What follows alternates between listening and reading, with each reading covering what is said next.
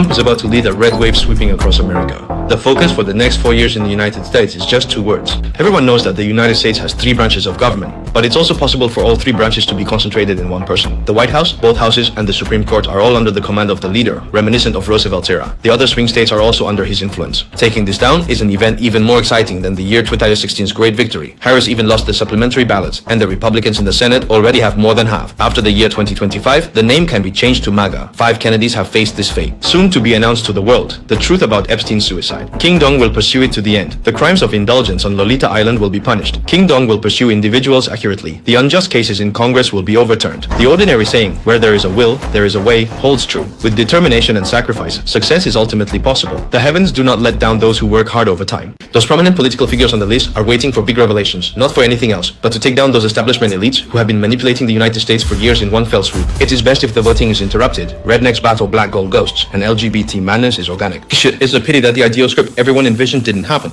The election should have been evenly matched, followed by riots, ideally with voting interruptions, rednecks clashing with flying dreadlocks, LGBT chaos, the military intervened abroad, Putin received a call, and the red and blue camps directly split into USA and USB, announcing the start of a civil war. Missing such a big event was still Harris's fault for being too incompetent. The blue wave that the Democrats had painstakingly built for many years was overturned in a single day. The blue wave of 20 years ago was hyped, saying that at the time, the Republican Party was already the Democratic Party, lacking any influence, is crazily stuffing illegal immigrants into America, changing the country's demographic structure, and then the Republican Party will be marginalized. The Democratic Party's dream of controlling the House, Senate, and presidency with their disastrous blue wave has instead been realized by the Republicans under Trump. Next comes the Democrats' offshore crying moment. It's uncertain if they still have funds, and the Democratic Party's collapse is systemic. Unprecedented shifts, except for Colorado. Almost all states have swung significantly to the right in election results, even including Democratic strongholds like California and New York, as well as Connecticut, which saw a landslide collapse from leading by 20% to only 8%. Texas, previously flipped by liberals, achieved its biggest victory in nearly 20 years, and Florida, the biggest swing state of the past 20 years. This sunny region, with 30 electoral votes, saw the Republican increase by over 1 million votes. So where did the Democrats lose? It can only be said that under the premise of huge economic problems, talking about the liberal white left's ideas is nonsense. High inflation in the United States has led to soaring house prices and housing, allowing some people with jobs, even veterans, to end up homeless. Talking about grand narratives like freedom and equality at this time is just a distraction. There's also the core issue of abortion between the two parties. On this issue, Dong Hua is very flexible and can be considered the most lenient Republican in half a century. Harris can't gain any advantage on this issue. Harris's biggest card is illegal immigration. Unfortunately, his handling of illegal immigration over the past 4 years has left the majority of voters with no hope in him. As the election approaches, the Democratic Party is more chaotic. First, the Obamas came out saying that not supporting Harris is discrimination against women. Then Biden said that those who support Trump are trash. Not to mention, these 2 statements alone will offend the Democratic base. While Harris went even further by saying that once elected president, illegal immigrants would be deported. So the question arises, what's the reason behind Texas talking about secession? Isn't it because of the Democratic Party's lenient policies towards illegal immigrants? This policy of deporting illegal immigrants was even publicly mentioned by Harris during an interview with NBC. The expression completely goes against the policy the Democratic Party has upheld for many years. The most important thing is what the voters think. I support you. If valuable, then flatter. If not, then kick aside, so there's no need for support. Further solidifying this point is Harris expressing during the campaign that if elected, a Jewish mezuzah would be placed at the White House entrance to indicate a Jewish household. This year, there has been an anti-Semitic pro-Israel movement in America. Harris doing this is merely to show support for Israel and win favor from Jewish bigwigs in the future. However, voters might think he is sitting on the fence. Contradictory, Biden has consistently advocated for a peaceful resolution in the Israeli-Palestinian conflict. To put it bluntly, he doesn't really want to side with Israel. Biden is doing this to gain the support of leftist Arab voters, even at the risk of offending Israel and right-wing voters. So Harris's sudden betrayal pleases neither side. Even the Jewish community might question which side you truly stand on, or if it's just about votes. In the end, it's likely the Democratic Party's funds were all spent on buying off media and entertainment celebrities to deceive themselves and cover up problems. Celebrities like Leonardo DiCaprio, Madonna, Anne Hathaway, and Beyonce all support Harris. Rory Island exposed all Democratic politicians. Puff Daddy's party used to include many well-known Western stars. At this time, it's better for these stars to support. They're just a group of profit-driven people.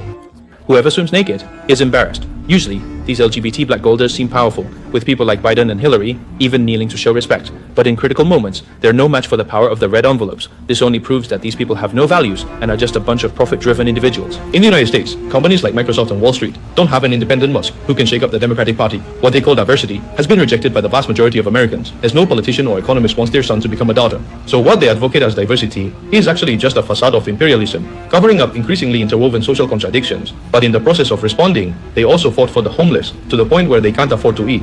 Actually, nothing beats a stable home and a delicious dinner. I guess it's not only the Democratic Party, but also Obama who regrets it. Back then, at a dinner, he made fun of Trump, who was still a major donor to the Democrats at the time. If he hadn't been so humiliated, he probably wouldn't have gone into politics and become the biggest bug in the last 20 years of the United States. When Trump laughs, naturally someone cries, like the vice chairman of the Congressional Riot Investigation Committee. I do not know if Donald Trump is preparing in a New York State prison. After the end of King Dong's last term, many political allies were purged, and even many of the king's MAGA were sentenced. Now it is time to avenge our good brothers. Regarding the 4 criminal prosecutions and 91 criminal charges against King Dong, some have already resulted in convictions in New York State. I wonder if King Dong is preparing too. Wearing handcuffs and holding the Bible. Is he preparing to become president in the future? So the American judicial system has achieved a milestone of self-attack. However, the most formidable person of this century has to be Zelensky. Truly, Zelensky is auspicious, and any politician from Europe or America who associates with him immediately faces ruin and disgrace. However, according to an American political news website,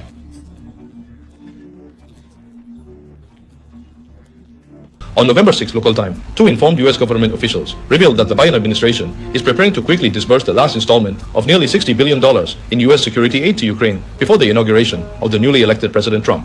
Doing this can be considered as fulfilling years of friendship, but it's unclear if this money is meant for a getaway. Netanyahu can sleep peacefully. Remote controlling America's pitfall plan locally is also achievable. However, as Putin laughs, von der Leyen cries. Musk changing his name to Mabaulu means people on all sides will face a brand new future. Although the two parties have differences in various aspects, there is one point they unanimously agree on. The tariffs advocated by the Democratic Party's globalization are somewhat friendlier. Dong Yaude is indiscriminately attacking not just targeted at East Asian countries, but also some European and Asian countries. We are not afraid of tariffs. After all, the Democratic Party has been playing like this for the past 4 years. Chip technology has also advanced. Yang is leading, and industrial status remains stable. Shipbuilding is also steadily growing, and so on. It's not about who imposes more tariffs. Compared to containment, dumping might currently be more impactful, but Trump does not like this. He prefers, think about it, couldn't earn it in the first term. My heart is about to freeze, meaning that the future is the best time for us to advocate for free trade and to reshape global public goods and trade order. Meanwhile, Trump's future is much better than the previous term, with both houses at noon and the Supreme Court having a 6-3 absolute advantage. Think about the first term.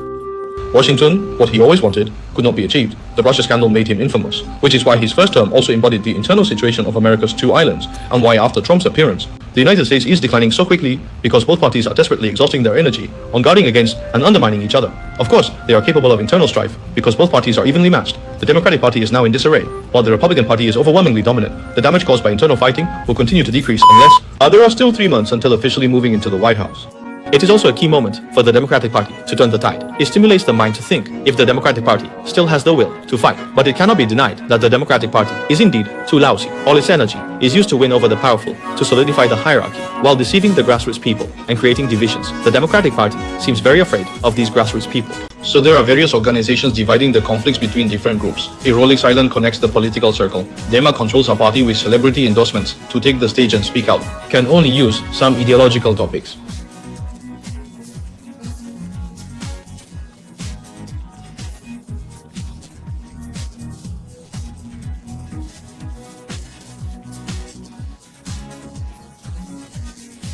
Their lives were already difficult, and then returning home to see their son saying he wants to be their daughter. Watching TV, you have to see the Black Mermaid singing, or it's a bunch of celebrities supporting sexual minorities. All of these continuously pushes the boundaries of Americans. Even the immigrants who came here because of democratic policies can't accept it. Is this perhaps too much freedom? Freedom is certainly a good thing, but there should be a limit. Before the election, there was a classic line, I don't like Harris at all, but I have to give him the back and forth Democratic Party.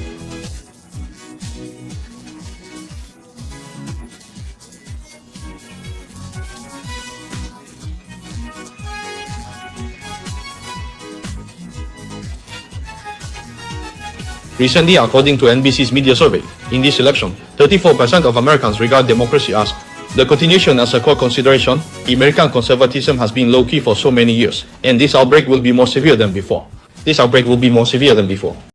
Thus, ordinary businesses and individuals must rely on low-power benefits. In the American political context, the government retracts and relaxes regulations, allowing market participants greater freedom. The ally protection fees and demands on rivals are brought to the fore internationally, with new interests and anomalies emerging. Judicially, the interpretation of fundamental rights will further. What is not written in the current law is that this logic will be reflected in the rulings of the highest courts of neighboring states. After nominating 3 conservative justices during their previous 4-year term, they will have plenty of opportunities. Liberal justices retreating might have to strive harder and age. After all, on the issues of abortion, gun control, and minority groups, new breakthroughs have been exposed. Once the storm starts, it will trigger a conservative uprising. The mass attack has ended. A controlled conclusion is necessary, and dealing with the political opponents is urgent. More difficult is to clean up the mess and get out of the quagmire entangled in Central Europe and Taiwan. How can commerce rates help to level the motivated gender opposition and countless gender types? How to handle, for example, Trump's limited time. He needs to get through these last 3 months safely. The king of knowledge is really busy.